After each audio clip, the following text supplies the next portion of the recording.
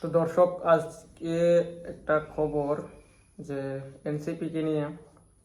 এটা হলো রাজনৈতিক দল হিসেবে এনসিপির এখনো নিবন্ধন হয়নি। মাঠ পর্যায়ে বা সোশ্যাল মিডিয়ায় প্ল্যাটফর্মেও আপনি দেখবেন যে এনসিপি যারা মুখপাত্র ছিল, হান্নান মাসুদ, হাসনাত আবদুল্লাহ বা সার্জিস আলম বা আক্তার হোসেনদের বক্তব্য এখন গণমাধ্যমে ওভাবে কভার করে না।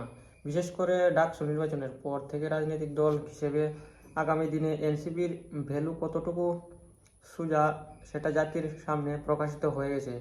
কারণ ডাকসুতে এনসিপির কিন্তু প্রার্থী ছিল সম্ভবত একজন, কোনোভাবে দলীয় প্যানেলের মধ্যে ঢুকে পাশ করেছে, বাকিদের আসলে অস্তিত্ব নেই। তো আগামী দিনে যারা ডাকসুতেই 1, 2, 3 সিরিয়ালে ঢুকতে পারে নাই, তারা রাজনৈতিক দল হিসেবে আসলে কতটুকু সফল হবে সেটা নিয়েও প্রশ্ন দেখা দিয়েছে। ডাকসু নির্বাচনে কাদেরকে উদ্দেশ্য করে আপনার একটা পোস্ট দিয়েছিল নাহিদ ইসলাম। আহ, অপরদিকে বাকের মজুমদার পক্ষে গিয়েছিল উপদেষ্টা আসিফ মাহমুদ। হান্নান মাসুদ আবার জামাতের বা ছাত্র শিবিরের বিপরীতে স্ট্যাটাস দিয়েছিল। গতকালকে মাহফুজ আলমের স্ট্যাটাসকে কেন্দ্র করে বিষয়টা স্পষ্ট যে এনসিপি বিভক্ত হয়ে গেছে। ভেতরে ভেতরে দলীয় কুন্দল দেখা দিয়েছে। কারণ জামাতকে কেন্দ্র করে আপনি দেখেন মাহফুজ এবং হান্নান মাসুদ একটা গ্রুপে চলে গেছে, মানে এক চিন্তাভাবনাতে তারা হাঁটতেছে। এবং মাহফুজ তো সরকারের অংশ, অনেক বলতে পারেন, এটা তো আর বাচ্চা মানুষ না আপনি যে বোঝার কোনো কারণ নাই যে মাহফুজরাই এনসিপি, আসিফ মাহমুদরাই এনসিপি, হান্নানরা তো সরাসরি নেতৃত্বে আছেন। এখন হাসনাত আবদুল্লাহ সার্জিস বেসিক্যালি জামাতকে সাপোর্ট করেছেন। জামাত এবং এনসিপি গলায় আওয়াজ সব জায়গাতে একই রকম। মাহফুজ গতকালকে যে স্ট্যাটাসটা দিয়েছিল, সেই স্ট্যাটাসটার মূল উদ্দেশ্য ছিল যে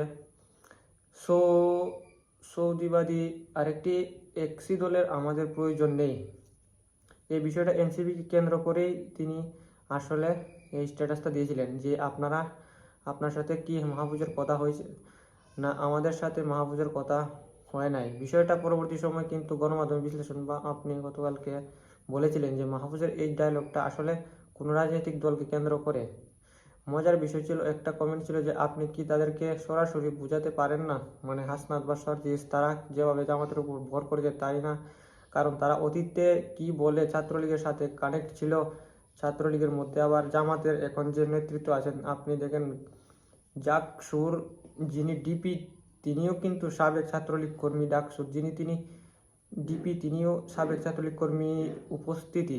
যাই হোক, সাদিক কায়েমদের কথা তো সেখান থেকে হাসনাত আবদুল্লাহ এবং সার্জিসের যে রাজনীতি ছিল সেটা কোথাও না কোথাও জামাত কর্তৃক আপনার এখন কানেক্ট হয়ে গেছে। আর এই বিষয়টাকে কেন্দ্র করে মাহফুজ আলম বলেছে যে জাতীয় নাগরিক পার্টি বা এনসিপি তারা হচ্ছে জামাতের এক্সি টিম হিসেবে, নতুন আরেকটা দল হিসেবে বা প্রক্সি দল হিসেবে আসলে মাঠে নামতে যাচ্ছে বা কাজ করতে চায়। সেজন্য লাস্টে তিনি 3টা বক্তব্য দিয়েছেন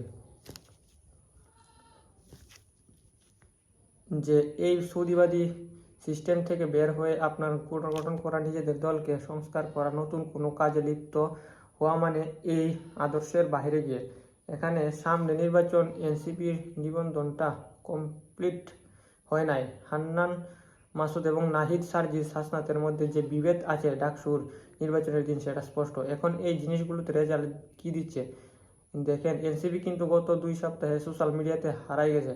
আপনি দেখেন হাসনাতের বক্তব্য আসলে এখন 500 মানুষও দেখে না, সরি মানে 5টা লাইক পড়ে না। আগে আরেকটার ওর পোস্টে বা গণমাধ্যমে যখন আসতো ওদের কথা মানুষ খুব মনোযোগ দিয়ে শুনতো। এখন টোটালি বাংলাদেশ বিচারিতা ভাবে রাজনৈতিক যে অবস্থান দল হিসেবে জামাত ইসলাম বা বিএনপি বা তারা কিন্তু তাদের যে অডিয়েন্স আছে অথবা গণমাধ্যমে তাদের যে ট্র্যাকশন আছে সেটা কিন্তু তারা কাভার করে নিচ্ছে। আর হাসনাত সার্জিসদের মধ্যে এই যে অভ্যন্তরীণ দ্বন্দ্ব কিন্তু চলতে, এটা তো এখন প্রকাশ্য যে এনসিপির মূল যারা মাস্টারমাইন্ড অথবা মূল যারা নেতৃত্ব তাদের মধ্যে বিভাজন হয়ে গেছে। আর যখন একটা দল বিভাজিত হয়ে যায় তখন হয় শক্তিগুলোর সেপারেট হয়ে যায়। এখন জামাত ইসলাম কোথাও না কোথাও এনসিপিকে হাত রাখছে।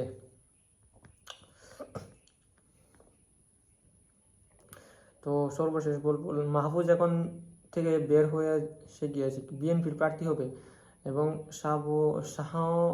শাহনাও নানান আলোচনা আছে। কেউ বলেছেন যে মাহফুজ বিএনপি পন্থী, মানে এরকম পারসেপশন কিন্তু এখন কাজ করছে না। সো ভেতরে ভেতরে এনসিপি ভেঙে গেছে। আর